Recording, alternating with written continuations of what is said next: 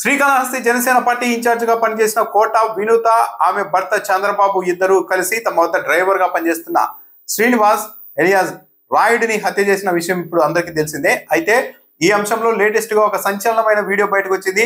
సుదీర్ఘంగా దాదాపు 19 నిమిషాల పాటు ఉన్న ఈ సెల్ఫీ వీడియో అన్నది మొత్తం తెలుగుదేశం పార్టీ శ్రీకాళహస్తి ఎమ్మెల్యే సుధీర్ రెడ్డి ప్రమేయాన్ని ధృవీకరిస్తోంది. ఈ సెల్ఫీ వీడియో కూడా కోట వినూత దగ్గర డ్రైవర్ గా పనిచేసి ఆ తర్వాత హత్యకు గురైన శ్రీనివాస్ కు సంబంధించిన సెల్ఫీ వీడియో. తాను ఈ మొత్తం వ్యవహారంలో ఎలా ఇరుక్కున్నది, తెలుగుదేశం పార్టీ నేతలు బొజ్జల సుధీర్ రెడ్డి తనను ఎలా ప్రలోభ పెట్టి ట్రాప్ చేసింది, మొత్తం సుదీర్ఘంగా అందులో వివరించారు. ఎన్నికలకు ముందు ఒకసారి తెలుగుదేశం పార్టీ జనసేన పార్టీ మధ్య సమన్వయానికి సంబంధించి ఒక భేటీ జరిగితే తెలుగుదేశం పార్టీ కార్యాలయానికి తాను వెళ్ళాను. అప్పుడు బొజ్జల సుధీర్ రెడ్డి మనుషులు తనకు టచ్ లో వచ్చారు. 30 లక్షల రూపాయలు ఇస్తాము, మీ మేడంకు సంబంధించిన వ్యవహారాలన్నీ మాకు రిపోర్ట్ చేస్తూ ఉండు, 30 లక్షల రూపాయలు ఇస్తామని చెప్పారు. ఆ రోజు 2 లక్షల రూపాయలు ఇచ్చారు. తర్వాత ఎన్నికల తర్వాత నాకు డబ్బులు ఇస్తామని చెప్పారు కదా అని నిలదీయగా మరో 20 లక్షల రూపాయలు ఇచ్చారని కూడా ఆ వీడియోలో శ్రీనివాస్ ధృవీకరిస్తూ ఉన్నారు.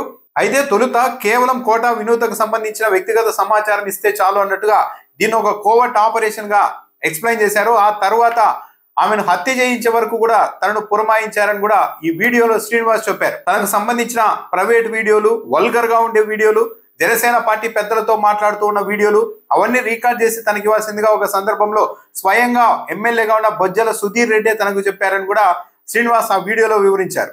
ఒకరోజు హఠాత్తుగా బొజ్జల సుధీర్ రెడ్డి ప్రధాన అనుచరుడు ఫోన్ చేసి ఎమ్మెల్యే సుధీర్ రెడ్డి చెప్తున్నారు, కోట వినూత ఆమె భర్త చంద్రబాబు నాయుడిని చంపేసేయని చెప్పారు.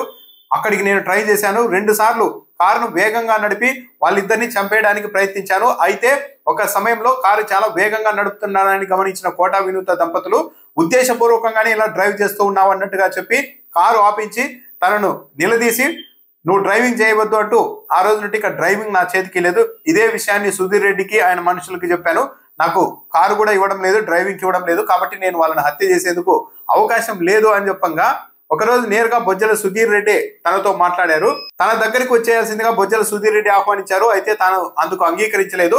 దాంతో బొజ్జల సుధీర్ రెడ్డి సరే మా వద్దకు రాకపోయినా సరే మీ మేడంకు సంబంధించిన ప్రైవేట్ వీడియోలు, జనసేన పార్టీ పెద్దలతో మాట్లాడే వీడియోలు, మీ మేడం వల్గర్ గా ఉన్న వీడియోలు ఇవన్నీ రికార్డ్ చేసి ఇవ్వు అంటూ చెప్పారు.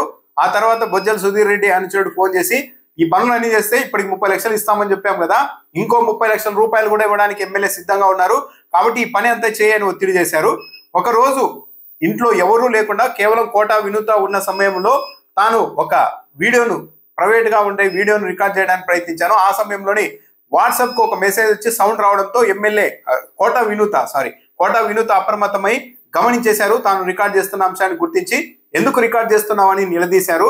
ఆ తర్వాత భయమేసి ఈ విషయాన్ని బొజ్జల సుధీర్ రెడ్డికి ఆయన అనుచరులకు చెప్తే వాళ్ళు మాత్రం మాకేం సంబంధం లేదన్నట్టుగా ఉండి నీ చావు నువ్వు చావు, కానీ మా గురించి మాత్రం చెప్పొద్దు అని చెప్పారు.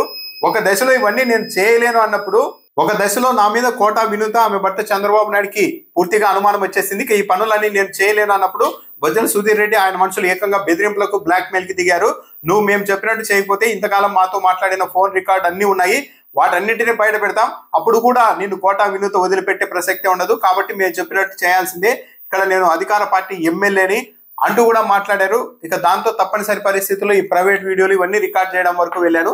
కానీ అప్పటికే కోట వినూత దగ్గర తాను వీడియో రికార్డ్ చేస్తూ దొరికిపోయాను. కానీ ఈ పరిస్థితుల నుంచి మొత్తం తప్పించుకోవడానికి ప్రయత్నించినప్పటికీ అప్పటికే ఇక పూర్తిగా తెలుసుకున్న వ్యవహారం గురించి తెలుసుకున్న కోట వినూత ఆమె దంపతులు నన్ను పూర్తిగా నిర్బంధించారు.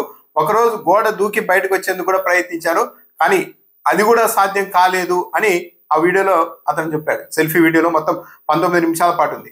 అంటే ఇంకా ఆ తర్వాత కోట వినూత దంపతులు ఇతన్ని బంధించారు, హత్య చేశారు, తీసుకెళ్లి చెన్నైలో వేసేశారు. అంటే ఈ మొత్తం వ్యవహారం బొజ్జల సుధీర్ రెడ్డి ఇతన్ని ట్రాప్ చేసి ఒక కోవర్ట్ ఆపరేషన్ గా చెప్పి తొలుతేమో మీ మేడంకు సంబంధించిన వివరాలు, రాజకీయపరమైన ఎత్తుగడలు, ఎమ్మెల్యే టికెట్కి ఎలా ప్రయత్నాలు చేస్తున్నది ఇవన్నీ చెప్తే చాలన్నారు. ఆ తర్వాత నేను పూర్తిగా ఇరుక్కున్న తర్వాత ఏకంగా హత్య చేయించే ప్రయత్నం చేశారు. 2 సార్లు కారును వేగంగా నడిపి వాళ్ళని చంపేయడానికి ప్రయత్నించారు. వాళ్ళు అప్పుడు గమనించేసి నాకు అప్పటి నుండి డ్రైవింగ్ ఇవ్వలేదు, ఇలా డ్రైవింగ్ ఇవ్వలేదని చెప్తే సరే అది వదిలేసేయని చెప్పి ప్రైవేట్ వీడియోలు, మీ మేడం వల్గర్ గా ఉన్న వీడియోలు, జనసేన పార్టీ పెద్దలతో మాట్లాడుతున్న వీడియోలు ఇవి ఇవ్వండి అని చెప్పి బొజ్జల సుధీర్ రెడ్డి నాకు స్వయంగా చెప్పారు. కానీ అలా ప్రైవేట్ వీడియోలు రికార్డ్ చేస్తున్న సమయంలో వాట్సాప్ కు ఒక మెసేజ్ రావడంతో కోట వినూత తాను రికార్డ్ చేస్తున్న వ్యవహారాన్ని గుర్తించేశారు. మొత్తం బయటపడిపోయింది. ఇలా బయట ఇరుక్కుపోయానని చెప్పినప్పుడు మాత్రం తమకేమి సంబంధం లేదన్నట్టు మా గురించి చెప్పొద్దు అని వాళ్ళు అన్నారు అని ఆయన ఆవేదన వ్యక్తం చేస్తున్నారు. అంటే సో మొత్తం మీద జస్ట్ మీ మేడకు సంబంధించిన ఇన్ఫర్మేషన్ ఇస్తే చాలు అని చెప్పి శ్రీనివాసుని లొంగబరుచుకొని 30 లక్షలు ఇస్తామని చెప్పి తొలుత 2 లక్షలు ఇచ్చి ఎన్నికల తర్వాత 20 లక్షలు ఇచ్చి ఇంకా లేదు ఏకంగా చంపేయడం, ఆమెకు సంబంధించిన ప్రైవేట్ వీడియోలు అన్ని రికార్డ్ చేస్తే ఇంకో 30 లక్షలు కూడా అంటే మొత్తం 60 లక్షల రూపాయలు ఇస్తామని కూడా ఇతడిని వాడుకున్నారు. కానీ ఇవన్నీ సాధ్యం కాకపోయేసరికి ఇతడి వ్యవహారాన్ని కోటా వినూత దంపతులు గుర్తించేసరికి వాళ్ళు బంధించడం, ఆ తర్వాత హత్య చేయడం, తీసుకెళ్లి చెన్నైలో వేయడం ఇవన్నీ జరిగిపోయాయి.